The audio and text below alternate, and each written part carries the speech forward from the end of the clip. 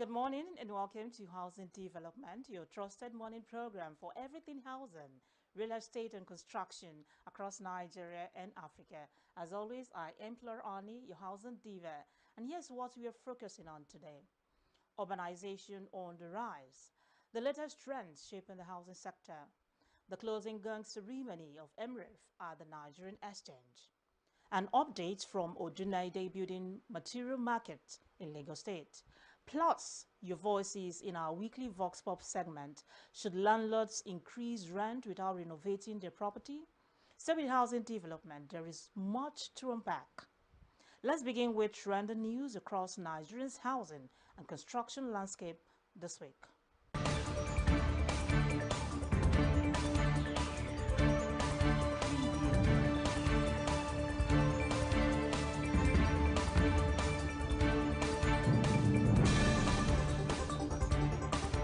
The Lagos State Commissioner for Fiscal Planning and Urban Development, Dr. Oluyinka Olumide, has called on officers of the Lagos State Fiscal Planning Permit Authority, LASPA, to maintain strict ethical standards as applications surge under the ongoing planning amnesty program.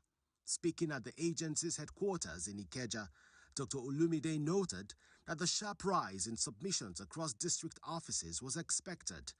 The amnesty program, running from November 1 to December 31, 2025, allows owners of unapproved buildings to regularize their properties without statutory penalties, provided they meet planning and safety requirements. He praised the strong public response but urged officers to scale up operations, ensure faster processing, uphold compliance checks, and treat all applicants respectfully. He stressed that the amnesty is not an automatic approval scheme, but a structured effort to promote orderly, safe development. Dr. Olumide also warned against shortcuts and corruption, directing officers to handle applications transparently and professionally. Residents were reminded to apply through any of the 57 district offices or the Electronic Planning Permit (EPP) portal and to submit complete documentation. He urged property owners to take advantage of the amnesty window, noting that the surge in applications reflects growing willingness to comply with planning regulations. The SEC and the Federal Mortgage Bank of Nigeria have announced a new nationwide non-interest mortgage (NIM) scheme to help reduce Nigeria's 28 million unit housing deficit. Unveiled in Abuja, the partnership will create Sharia-compliant, interest-free mortgage options for Nigerians unable to access traditional loans. The SEC will provide regulatory support for Sukuk and other non-interest instruments, while FMBN says the initiative will expand inclusive home ownership. The NIM model will use Islamic finance structures such as the co-ownership, lease-to-own, and cost-plus sale. The system is expected to boost housing supply, create jobs, and widen financial inclusion across the country. To read the full details of the news, visit www.africahousingnews.com.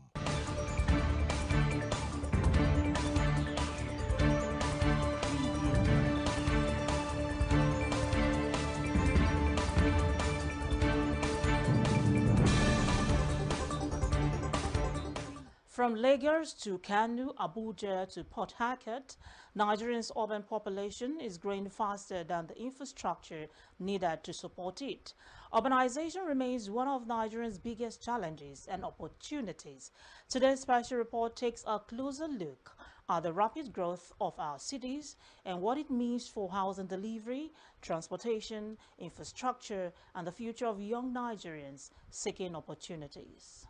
Urbanization has a significant impact on housing prices, and Lagos is a prime example of this phenomenon. The rapid growth of this Nigerian megacity presents both opportunities and challenges, particularly in the housing sector. To discuss this issue, we have ESV Iwinla Mustafa, a highly regarded professional in real estate and the Chief Executive Officer of Mustafa Iwinla and Partners. And the invites valuable insights into how urbanization affects housing prices in Lagos. That word urbanization is a very key word And for me, I think it's very important that we say that it's simply the movement of people. Definitely will have, to some people it will be negative. Definitely will have, to some people it will be negative. A country like, there's no states, there's no country in this world where we don't have rural areas. There's no country in this world where urban regeneration does not happen. There's no country, but it doesn't make us. In Nigeria, for example, we have Lagos, we have part of the country, but other governors of other states also needs to. We can have a state like Osun State become a city too. We can have urbanization going on there where people will now see Osun State as a state where they want to go for all kinds, for greener pastures, not just Lagos. So the focus on Lagos is too much, and that's why our population has risen from what we used to have to right now. We are talking about 24.8 million people in Lagos alone.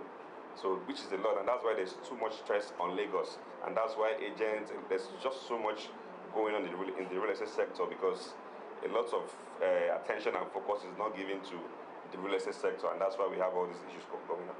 Okay, well, we've seen. There are lots of twists and trends going on in the real estate sector in Lagos, and that has also led to urbanization. We've seen massive infrastructural project going on everywhere. We've seen railway lines. We've seen projects. We have the ongoing Lagos to Calabar Coastal Way that is starting from Victoria Island all the way to Calabar. That's right. So those things are opening up Lagos. They are opening up those axes. Those are projects that will attract investors. Those are billion-dollar project that is going to open up the entire economy, not just Lagos. So when you see those trends going on, when you see trends, in Lagos you have, lots of multinational companies. Their head offices are here. So there's just so much going on that is attracting people to an urban center like Lagos. If you know what I mean. We're not downplaying the fact that we have deficits. We have infrastructure deficits, not just in Lagos, across the country.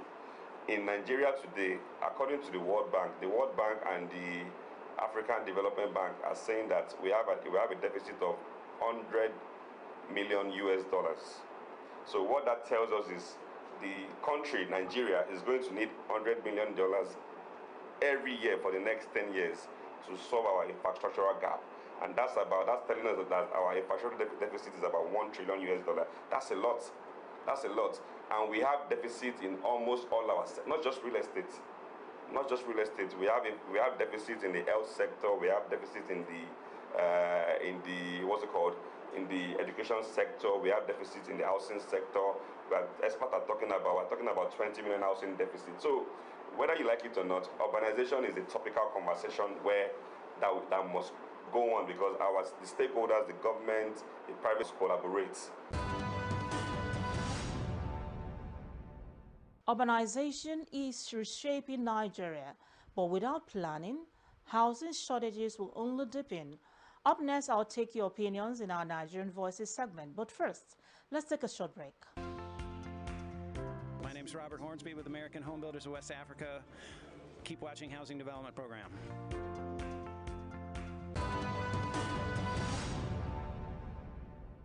Welcome back. This is still Housing Development, your housing and construction morning guide.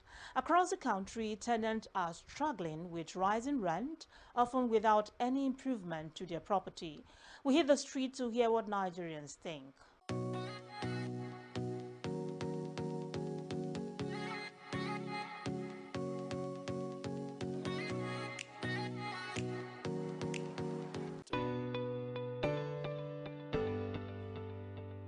It is quite not good at all that a landlord will not renovate the house.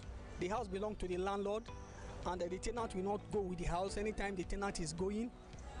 So the landlord should take care of his house because it's property, because he earns from it, and it's part of his living. So it's advisable that landlord should take care of the house and not the tenant at all.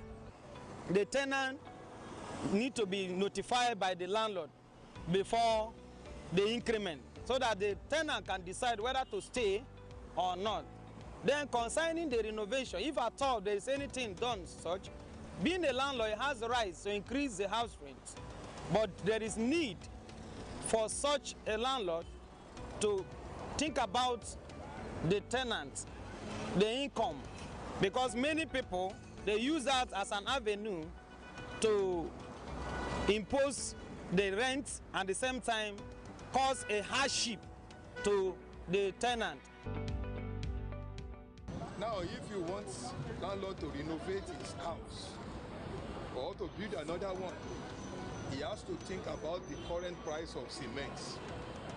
I think, as I'm talking to you now, all this quarry where we are buying granite, they are telling us that in the next 2 weeks, the price of granite will increase.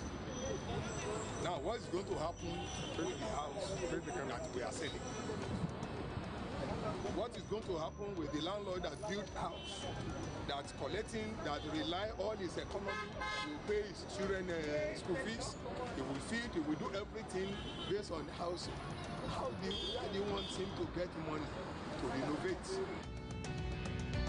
The landlord needs to renovate the property that is collecting rent from, because what the tenant is paying is to accommodate him, because it is condition enough, it is a very good place, that's why he packed it.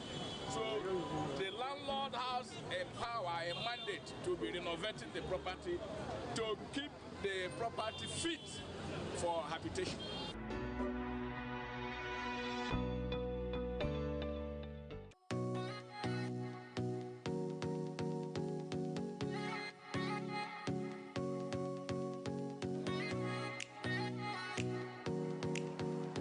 Interesting perspectives from everyday Nigerians.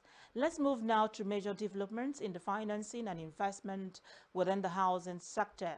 A major milestone was recorded in Nigeria's investment and housing ecosystem as the Ministry of Finance Incorporated Real Estate Investment Fund officially performed the closing gang ceremony at the Nigerian Exchange.